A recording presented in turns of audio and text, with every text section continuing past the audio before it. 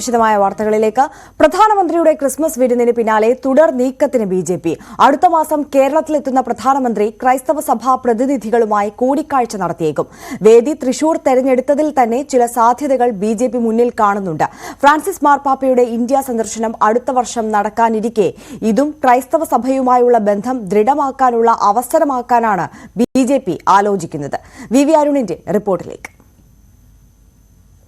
ക്രൈസ്തവ സഭാ നേതൃത്വത്തെയും വിശ്വാസികളെയും ഒപ്പം നിർത്താനുള്ള ശ്രമം രാജ്യ തലത്തിൽ തന്നെ ബിജെപി കഴിഞ്ഞ കുറേ നാളുകൾ നടത്തുകയാണ്. സംസ്ഥാനത്തും കേരളത്തിലും പ്രത്യേകിച്ചും അതിനുള്ള ശ്രമങ്ങൾ ഊർജിതമായി തന്നെ അവർ മുന്നോട്ട് കൊണ്ടുപോകുന്നു. പ്രധാനമന്ത്രി നരേന്ദ്രമോദിയുടെ തൃശൂർ സന്ദർശനം അതിൻ്റെ ഏറ്റവും പ്രധാനപ്പെട്ട ഒരു നീക്കമായി വിലയിരുത്താം. കാരണം തൃശൂരാണ് ഇത്തവണ ലോക്സഭാ തെരഞ്ഞെടുപ്പിൽ ഏറ്റവും വലിയ പ്രതീക്ഷ ബിജെപി പ്രതീക്ഷയോടെ കാണുന്ന ലോക്സഭാ മണ്ഡലം തിരുവനന്തപുരമായിരുന്നു കഴിഞ്ഞ കുറേ നാളുകൾ വരെ.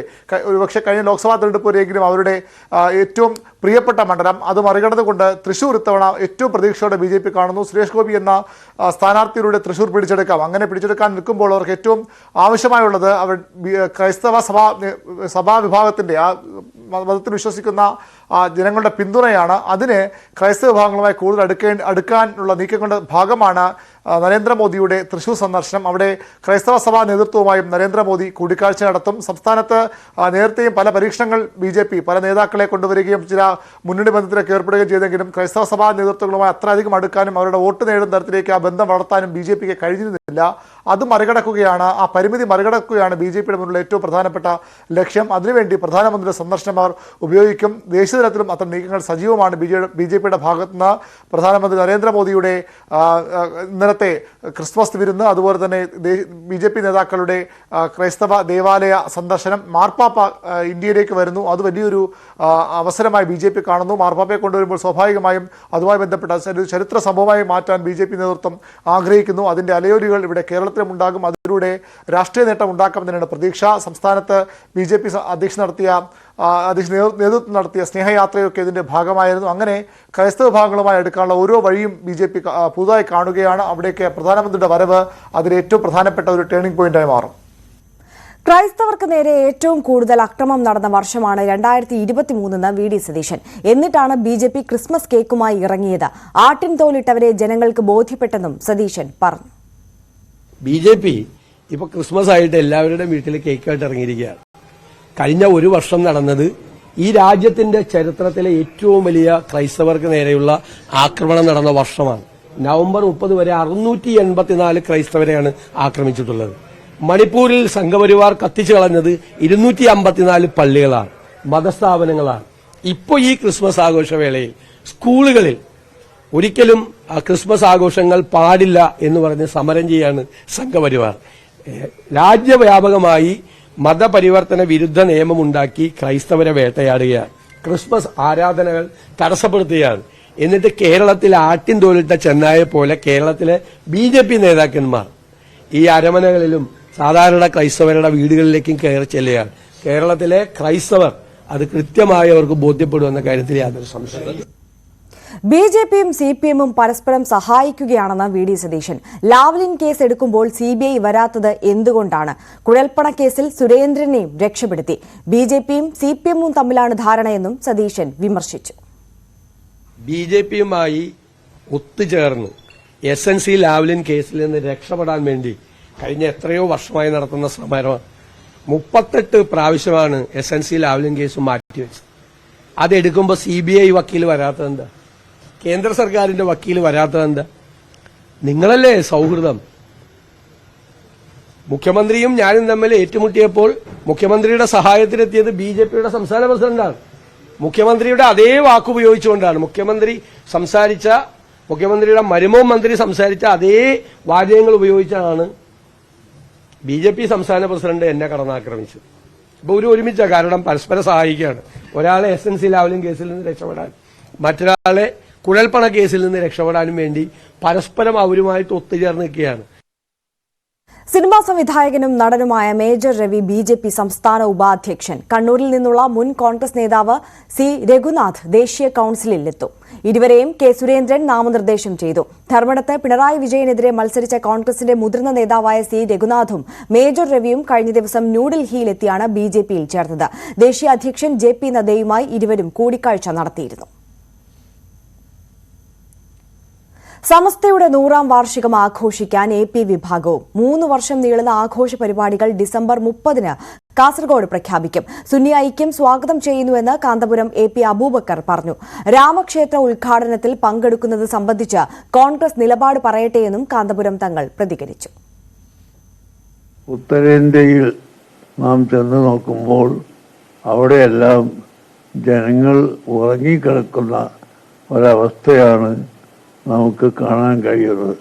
മുസ്ലിം സമുദായം മതപരമായി ഉറങ്ങിക്കിടക്കുന്ന ഒരവസ്ഥ അവിടെ കാണാനുള്ള കാരണം അവിടെ നമ്മുടെ കേരളത്തെ പോലെ മത സംഘടന സജീവമായി പ്രവർത്തിച്ചില്ല എന്നതാണ് ഞങ്ങൾ മനസ്സിലാക്കുന്ന കാരണം. എനിക്കുണ്ടായാൽ അത് സ്വാഗതം ചെയ്യുന്നു. ഞങ്ങൾ അതിനുവേണ്ടി എപ്പോഴും പരിശ്രമിക്കുന്നു. ഇപ്പോഴും അതിന് പരിശ്രമത്തിൽ തന്നെയാണ്. അതിന് യാതൊരു മാറ്റവുമില്ല. ആ ഐക്യത്തിന് ഈ 100ാം വാർഷികവും അതിൻ്റെ പ്രഖ്യാപനവും ഒരിക്കലും തടസ്സം അല്ല. മറ്റ് സമുദായങ്ങളുടെ സംസ്കാരം ഇങ്ങോട്ട് പകർത്തൽ ആവശ്യമില്ല. അതേസമയത്ത് ആഘോഷങ്ങളിൽ സൗഹൃദം എപ്പോഴും നടന്നു വരുന്നതാണ്. അതിന് യാതൊരു തടസ്സവും ഇന്ന് വരെ ആരും പറഞ്ഞിട്ടുമില്ല. ശബരിമല വാർത്തകൾ.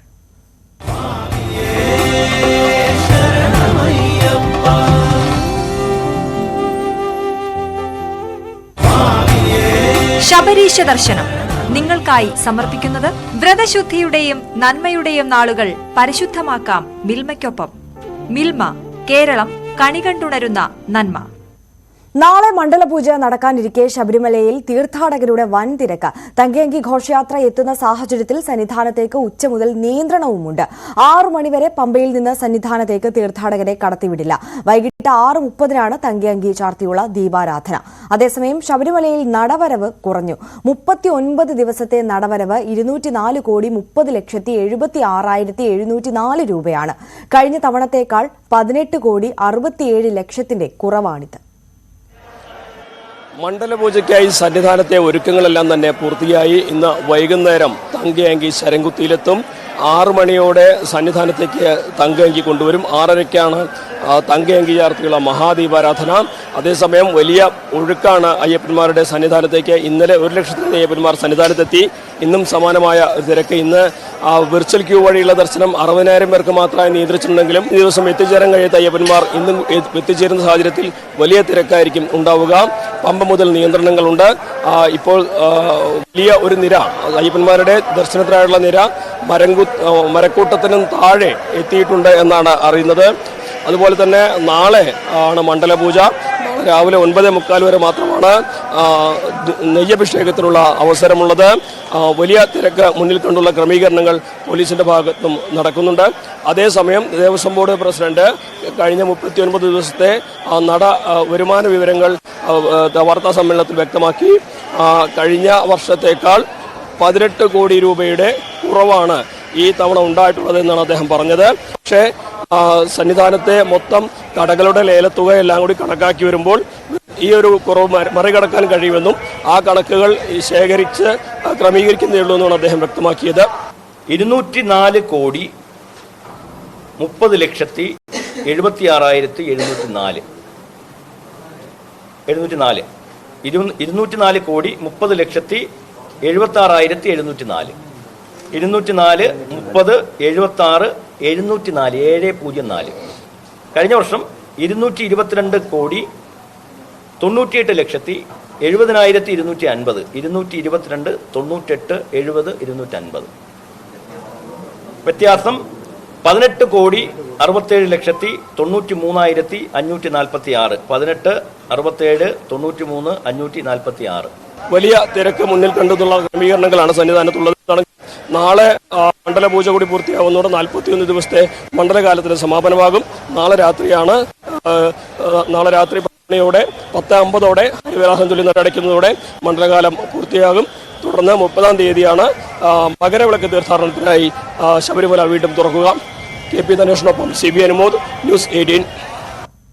മണ്ഡലപൂജയ്ക്കൊരുങ്ങി ശബരിമല സന്നിധാനം. ആറന്മുള ക്ഷേത്രത്തിൽ നിന്നുള്ള തങ്കയങ്കി ഇന്ന് വൈകിട്ട് സന്നിധാനത്തെത്തും. ബുധനാഴ്ച രാവിലെ 10:30-നും 11:30-നും ഇടയിലുള്ള മുഹൂർത്തത്തിലാണ് മണ്ഡലപൂജ. മണ്ഡലകാല തീർത്ഥാടനത്തിന് പരിസമാപ്തി കുറിക്കുന്ന ദിവസമാണ് മണ്ഡലപൂജ. തിരുവിതാംകൂർ രാജകുടുംബം അയ്യപ്പന് സമർപ്പിച്ച തങ്കയങ്കി ചാർത്തിയുള്ള പൂജയാണ് ഈ ദിവസത്തെ സവിശേഷത. വർഷത്തിലൊരിക്കൽ മാത്രമേ ഇത് ശബരിമല സന്നിധാനത്ത് കൊണ്ടുവരികയുള്ളൂ. മണ്ഡലപൂജയ്ക്ക് തലേ ദിവസം വൈകിട്ട് ദീപാരാധനയ്ക്കും മണ്ഡലപൂജ സമയത്തും മാത്രമേ തങ്കയങ്കി അയ്യപ്പ വിഗ്രഹത്തിൽ ചാർത്തൂ. 26-ാം തീയതി വൈകുന്നേരം 5 മണിക്ക് നട തുറന്ന് ഈ തങ്കയങ്കി സ്വീകരിക്കാൻ വേണ്ടി അത് ബന്ധപ്പെട്ട അധികൃതർ ഇവിടുന്ന് പോയി സ്വീകരിച്ചുകൊണ്ട് വന്ന് 26-ാം തീയതി വൈകുന്നേരത്തെ ദീപാരാധന തങ്കയങ്കി ചാർത്തിയുള്ള ഒരു വിശേഷാൽ ദീപാരാധനയായിരിക്കും. തങ്ക അങ്കി ചാർത്തി ദീപാരാധന എന്നുള്ളതാണ് അതിൻ്റെ ഒരു പ്രധാന ഇത്. അപ്പോൾ അത് കൊട്ടാരത്തിൽ നിന്ന് കൊണ്ടുവന്ന് പിന്നെ അതിൻ്റെ മറ്റു കാര്യങ്ങൾ പതിവ് പോലെ ഇപ്പോൾ കഴിഞ്ഞ വർഷം വരെ നടന്ന അതേ രീതിയിൽ എന്ന് പറഞ്ഞാൽ അതിലും ഭംഗിയാക്കുവാനായിട്ട് എല്ലാ ഭാഗത്തു നിന്നുള്ള ശ്രമങ്ങളും ഇതും നടന്നു വരികയാണ്. 1973-ലാണ് ചിത്തിര തിരുനാൾ ബാലരാമവർമ്മ 451 പവൻ തൂക്കമുള്ള തങ്കയങ്കി അയ്യപ്പന് സമർപ്പിച്ചത്. ആറന്മുള ക്ഷേത്രത്തിൽ നിന്നും ഘോഷയാത്രയായാണ് തങ്കയങ്കി സന്നിധാനത്തേക്ക് കൊണ്ടുവരിക. അയ്യപ്പ വിഗ്രഹത്തിന്റെ അതേ മാതൃകയിലാണ് തങ്കയങ്കി. അതേ രൂപത്തിൽ തന്നെയാണ് വന്നിരിക്കുന്നത്. ഇത് സ്വർണ്ണ പീഠവും കിരീടവും തങ്കയങ്കി പീഠം പാതകം മാടകി കയ്യുറ മുഖം കിരീടം എല്ലാം അതിനകത്തുണ്ട്. അപ്പൊ അങ്ങനെയാണ് അത് കൊണ്ടുവരുന്നത്. വൈകുന്നേരം 5:30-ന് ശരംകുത്തിയിൽ വെച്ച് തിരുവിതാംകൂർ ദേവസ്വം ബോർഡിന്റെ നേതൃത്വത്തിൽ ആചാരപൂർവ്വം സ്വീകരിച്ച് ക്ഷേത്രത്തിലേക്ക് ആനയിക്കും. ദേവസ്വം ബോർഡ് പ്രസിഡന്റും അംഗങ്ങളും ചേർന്ന് 18-ാം പടിക്ക് മുകളിലായി കൊടിമരത്തിന് മുന്നിൽ വെച്ച് തങ്കയങ്കിയെ സ്വീകരിക്കും. 6:30-നാണ് തങ്കയങ്കി ചാർത്തിയുള്ള മഹാദീപാരാധന.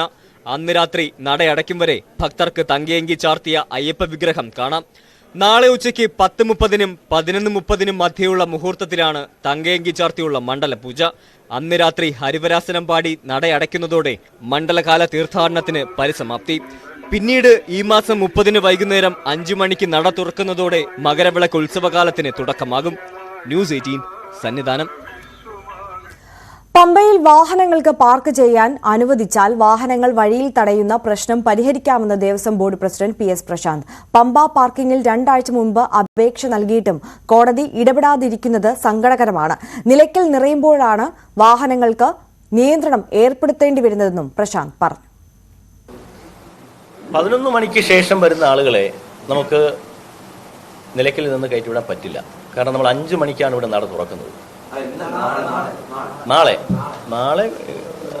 ഇതില്ല, കുഴപ്പമില്ല. നാളെ ഇപ്പോൾ നമുക്ക് 3 മണിക്ക് തന്നെ തുറക്കുകയില്ലേ. നാളെ 3 മണിക്ക് തുറക്കുകയില്ലേ.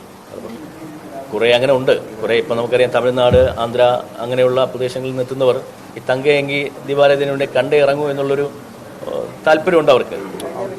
ഇതിപ്പോൾ നമുക്ക് ഇവരോട് അഭ്യർത്ഥിക്കാനല്ലേ പറ്റുള്ളൂ.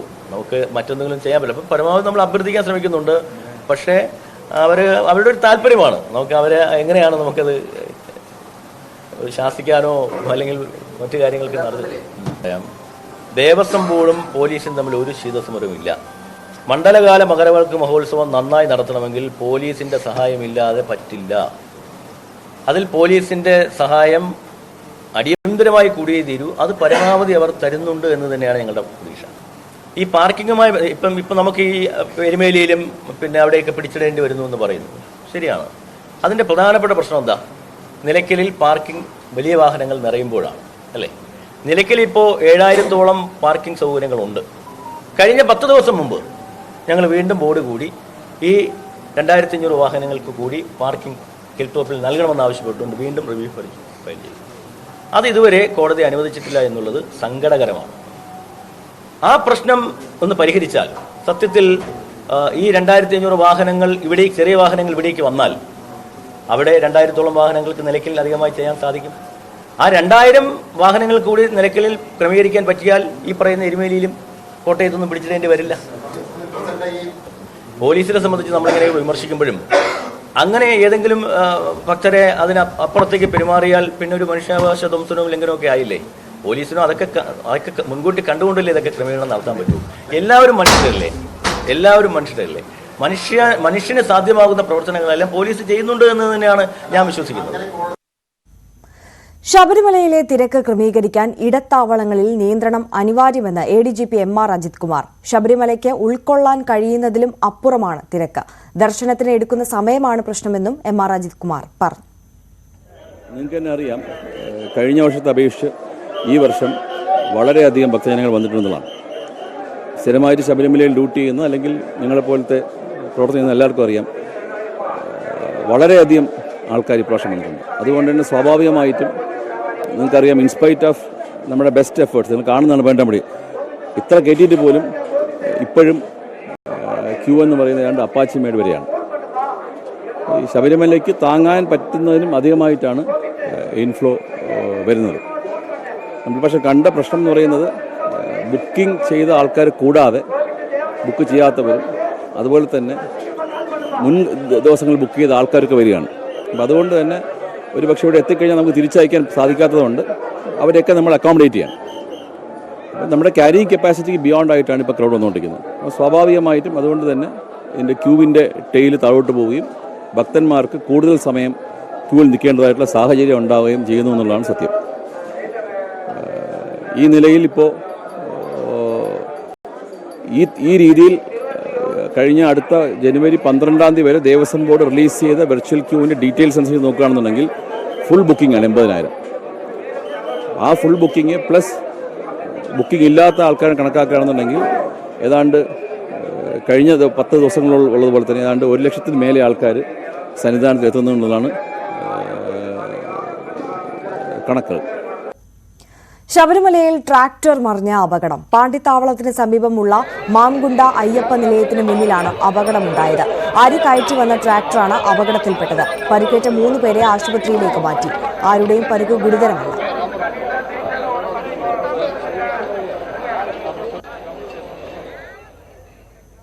ഇടവേളയാണ്. കൂടുതൽ വാർത്തകൾക്കും വിശദാംശങ്ങൾക്കും malayalam.news18.com സന്ദർശിക്കും.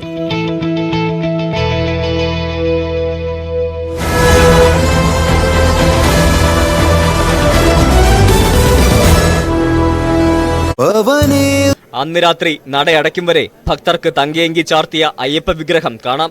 നാളെ ഉച്ചയ്ക്ക് 10:30-നും 11:30-നും മധ്യയുള്ള മുഹൂർത്തത്തിലാണ് തങ്കയങ്കി ചാർത്തിയുള്ള മണ്ഡലപൂജ. അന്ന് രാത്രി ഹരിവരാസനം പാടി നടയടയ്ക്കുന്നതോടെ മണ്ഡലകാല തീർത്ഥാടനത്തിന് പരിസമാപ്തി. പിന്നീട് ഈ മാസം 30-ന് വൈകുന്നേരം 5 മണിക്ക് നട തുറക്കുന്നതോടെ മകരവിളക്ക് ഉത്സവകാലത്തിന് തുടക്കമാകും. ന്യൂസ് 18 സന്നിധാനം. മണ്ഡലകാല തീർത്ഥാടനത്തിന് പരിസമാപ്തി കുറിക്കുന്ന ദിവസമാണ് മണ്ഡലപൂജ. തിരുവിതാംകൂർ രാജകുടുംബം അയ്യപ്പന് സമർപ്പിച്ച തങ്കയങ്കി ചാർത്തിയുള്ള പൂജയാണ് ഈ ദിവസത്തെ സവിശേഷത. വർഷത്തിലൊരിക്കൽ മാത്രമേ ഇത് ശബരിമല സന്നിധാനത്ത് കൊണ്ടുവരികയുള്ളൂ. മണ്ഡലപൂജയ്ക്ക് തലേ ദിവസം വൈകിട്ട് ദീപാരാധനയ്ക്കും മണ്ഡലപൂജ സമയത്തും മാത്രമേ തങ്കയങ്കി അയ്യപ്പ വിഗ്രഹത്തിൽ ചാർത്തു.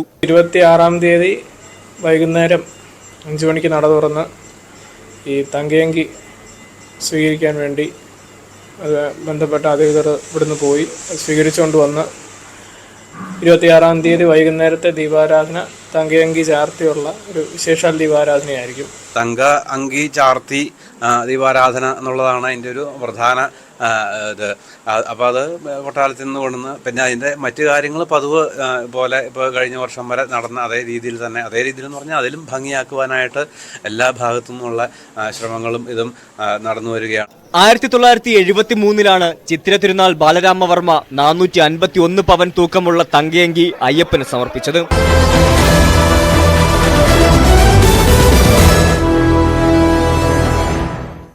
തിരികെ വാർത്തകളിലേക്ക്. നവകേരള സദസ്സിൽ ആകെ ലഭിച്ചത് 6 ലക്ഷത്തിലധികം പരാതികൾ. മലപ്പുറത്ത് നിന്നാണ് ഏറ്റവും അധികം പരാതികൾ കിട്ടിയത്, 80,885. എന്നാൽ ഓരോ ജില്ലയിലും പരിഹരിച്ച പരാതികൾ എത്രയെന്ന കണക്ക് സർക്കാർ ഇതുവരെ പുറത്തുവിട്ടിട്ടില്ല. 36 ദിവസങ്ങൾ നീണ്ട മന്ത്രിസഭയുടെ സംസ്ഥാന യാത്ര. ഏതാണ്ട് എല്ലായിടത്തും 10,000-ങ്ങൾ മുഖ്യമന്ത്രിയെയും മന്ത്രിമാരെയും കാണാനെത്തി. പരാതികളുടെ കുത്തൊഴുക്ക് തന്നെയുണ്ടായി. കൃത്യമായി പറഞ്ഞാൽ 6,21,167 പരാതികൾ ഇതുവരെ ലഭിച്ചു. എറണാകുളത്തെ പര്യടനം 2 ദിവസം ബാക്കിയുണ്ട്. അപ്പോൾ കണക്കുകൾ വീണ്ടും ഉയരും.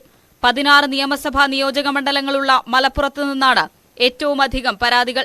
രണ്ടാമതുള്ള പാലക്കാട്ട് നിന്ന് ലഭിച്ചത് 61,204 പരാതികളാണ്. തൃശൂർ 54,260, ആലപ്പുഴ 53,044, കൊല്ലം 50,938, കോഴിക്കോട് 45,897, കോട്ടയം 42,656, ഇടുക്കി 42,234, കണ്ണൂർ 28,584, പത്തനംതിട്ട 23,610, വയനാട് 18,823 എന്നിങ്ങനെയാണ് മറ്റു ജില്ലകളിൽ നിന്നുള്ള പരാതി കണക്ക്.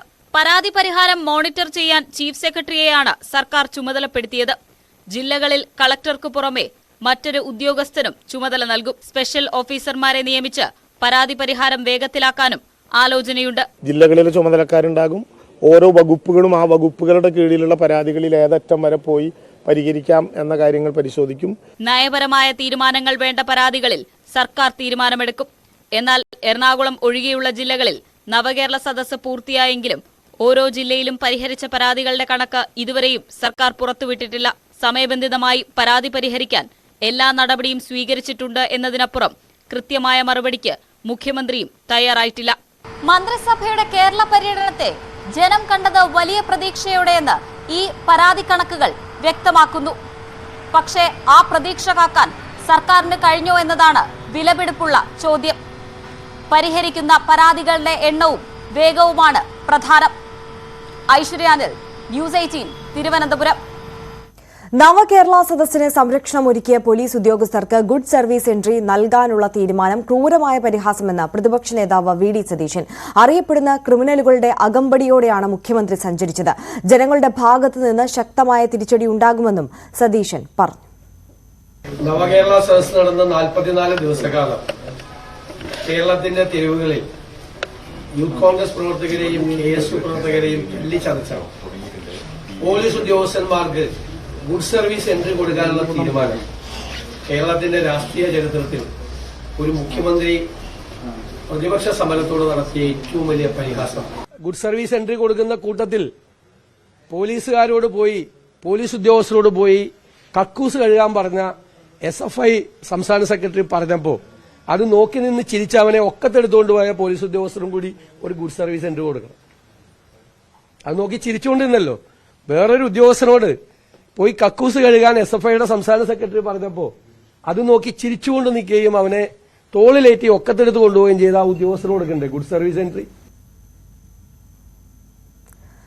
അതിനിടെ മുഖ്യമന്ത്രിയുടെ കമാൻഡോകൾക്കെതിരെ കേസെടുത്തു. KSU പ്രവർത്തകരെ നിയമവിരുദ്ധമായി മർദ്ദിച്ചതിനാണ് കേസ്. IPC 323, 324, 34 എന്നീ വകുപ്പുകൾ പ്രകാരമാണ് കേസെടുത്തത്. പോലീസ് ഉദ്യോഗസ്ഥരുടെ പേരുകൾ FIRൽ ഉൾപ്പെടുത്തിയിട്ടില്ല.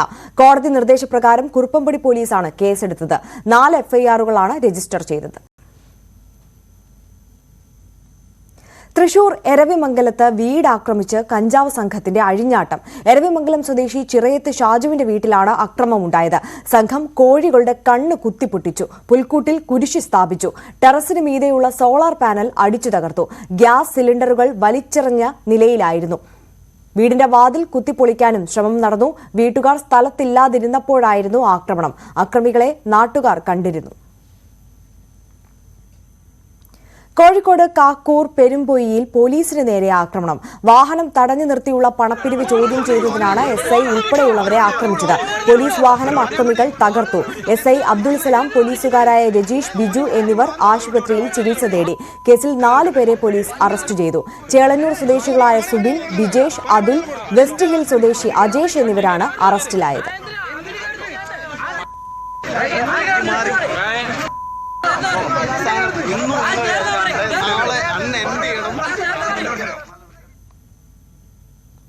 കണ്ണൂരിൽ മദ്യലഹരിയിൽ SI ആക്രമിച്ച യുവതി റിമാൻഡിൽ. തലശ്ശേരി കൂളി ബസാർ സ്വദേശി റസീനയാണ് ഇന്നലെ അറസ്റ്റിലായത്.